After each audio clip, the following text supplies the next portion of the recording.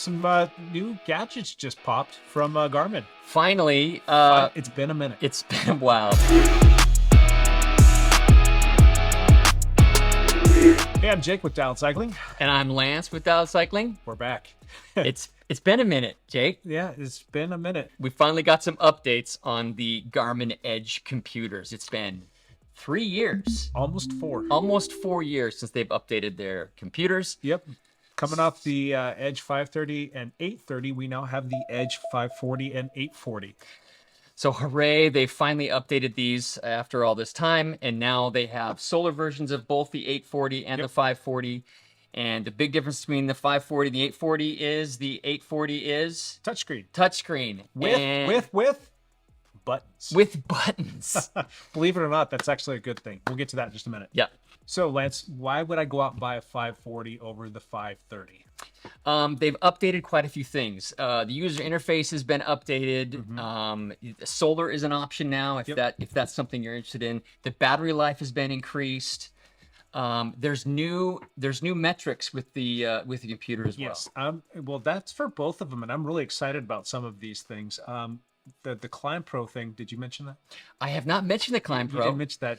So that was one of the things that we really liked Garmin computers over the Wahoo computers. Is the Wahoos didn't have like a climbing feature that showed you how far your climb was. Wahoo fixed that like a year ago, and so that's been updated. However, somebody else kind of changed the game on that a little bit. Hammerhead, they came out with their crew too, and they did some software updates where you don't need a route loaded into your computer for it to recognize a climb. That's correct. You can just be riding on a road and it goes uphill and the computer recognizes that and it's going to estimate you're probably going to go this direction, and so this is how much more of the climb you have left. Now they're saying Garmin will do the same thing, although we haven't been able to test it because we just got these computers. But yes. Yep. So, and before we get into this really in depth, we've actually had our hands on a early production model that they let us play with. However, we were unable to connect it to a Garmin Connect app. Correct. There's certain things that need to happen for that to happen, and they're still working on that behind the scenes. So we were able to play with the unit, got to check it out and see it, and that was all fun. And then we got our order in for all of the units that we're going to be carrying at the Dialed Cycling Lab, which are sitting right here in front of us. We're still missing the Edge 840 non-solar version, but anyhow, it's on its way. It should be here pretty soon. But we've got all the units, and they're like, oh, great, we can finally play with them because we've got them a few days before launch day, which is going to be today when you're watching this video. Still doesn't connect to Garmin Connect. It's still the 840 is still not an option to connect to the app yet. Yep. As you're watching this, it should be now. It should be released. We haven't been able to fully go out and play with these things, get them dirty, and run them up and down hills and do all of the fun things. Do plan on doing that. Do plan on doing that soon, and we'll come back to you on that. But we do have all of the specs on it. We have been able to play with them, and we should be able to speak to the ins and outs of them. So a lot of people like to do this fancy unboxing thing. So I'm going to say, boom, done, magic. Got some units right here for us.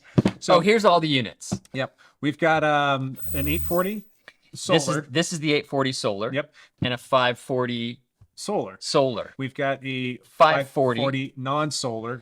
The biggest thing is they've added a USB-C port now instead of the mini USB, so much better. That's a great thing. We kind of knew that was coming out. We saw that in the 1040. We saw that in the Varia 715 radar. So we knew that it was pretty much a foregone conclusion that was going to come. But it's actually nice to see that there, so we can get rid of those micro USBs. The beautiful thing about the 840, the touchscreen now, is they've included all the same buttons that the 540 has. So the 540 is not a touchscreen, the 840 is, but they have all the same buttons. Hallelujah, because there were times when the touchscreen was a liability and not a good feature. And having all those same buttons on there, but the ability to turn the touchscreen off and use those things in certain situations, that's a big bonus. The touchscreen feature does make it easier to set up fields and whatnot, but they've improved the touchscreens dramatically. They work much better in wet weather than they used to, but it's still kind of a liability occasionally, in my opinion. All right, so full disclosure, Lance and I used Garmin for a lot of years. Yep. Loved the product, but cool things happened. Technology changed. different players came to the market. We started testing out and using the Wahoo devices, and we did a little bit of a comparison video not too long ago. And after that video, he and I both actually ended up switching to Wahoo. We both switched to Wahoo. Lance is currently running the Bolt version 2, and I'm running the Roam version 2. And I still really love that computer.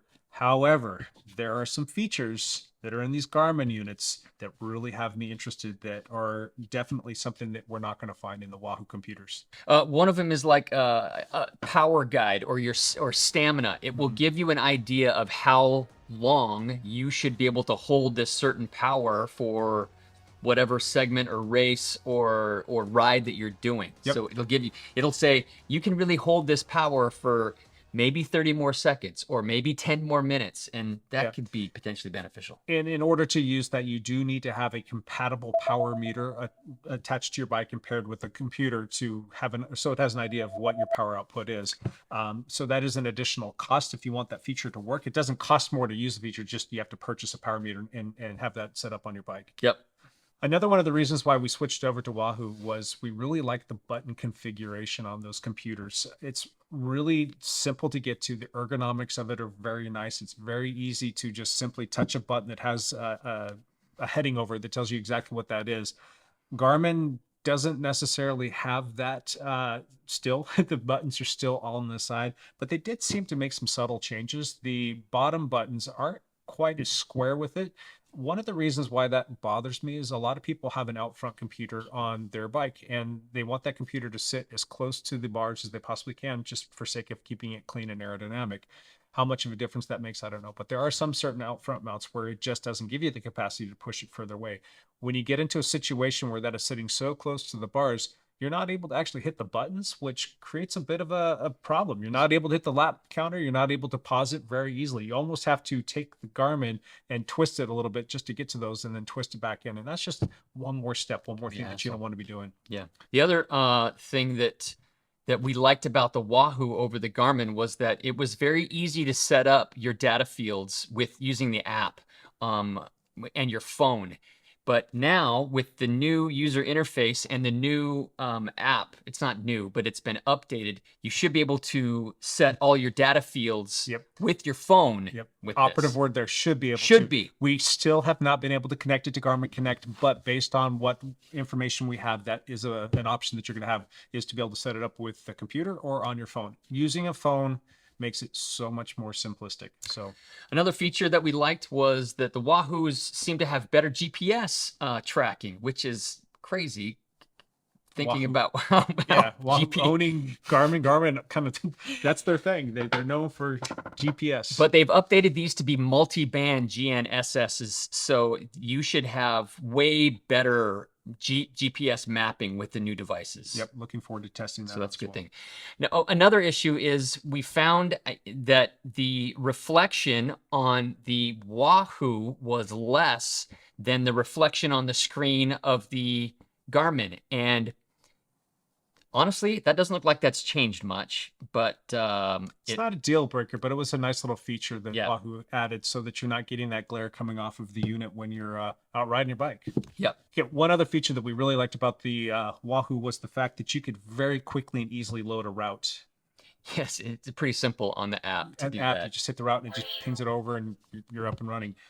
I'm hoping that they made some changes, again, because we haven't been able to connect it to Garmin Connect. I don't know for sure if that's going to be a possibility, but knowing what they've done to make the whole phone interface with it much easier, my assumption, and we know what they say about assuming, my assumption, though, is that they have made that part easier as well. So fingers crossed, we'll let you know, and we'll come back with an update on whether or not it's very easy to load a route. What about price, Jake? Price. Whew. You never like to see prices go up. These are spendy. They're getting up there, and their prices across the board went up. So their base 540 now jumped up $50, as did the base 840. Adding the solar is definitely adding a premium. You're looking at adding another $100. Yeah, the regular 540 is $349, and if you add solar to it, it's $449. So another $100 for the solar. The regular 840 is $449, and if you add solar, it is $549. Okay, and so it's previous model, the 530, was a $300 computer. It was like $299, and they didn't have a separate option for that. You could get into the bundles and whatnot, but just for sake of talking about the computer itself, it was $300. And then the 830 was $400. Yes. They've added $50 to the base of Yeah. each of those, and then $100 on top of that if you want to go solar. All right, so they threw a lot of new stuff at us. Lance, $1 million question. Yes. Is this enough to get you to go back to Garmin? I gotta use it for a month to find out if it's really what. And let us be your guinea pigs to figure these out, so you can decide if you want to move back to Garmin or if this is a computer for you. We'll definitely do some long-term testing on it, but I do think that over the next week, as soon as we're able to connect it with Garmin Connect and get out there and do some rides. All right, we appreciate you stopping by to check this out. We'll be back with some more videos soon. Thanks for watching. Till next time. Bye for now.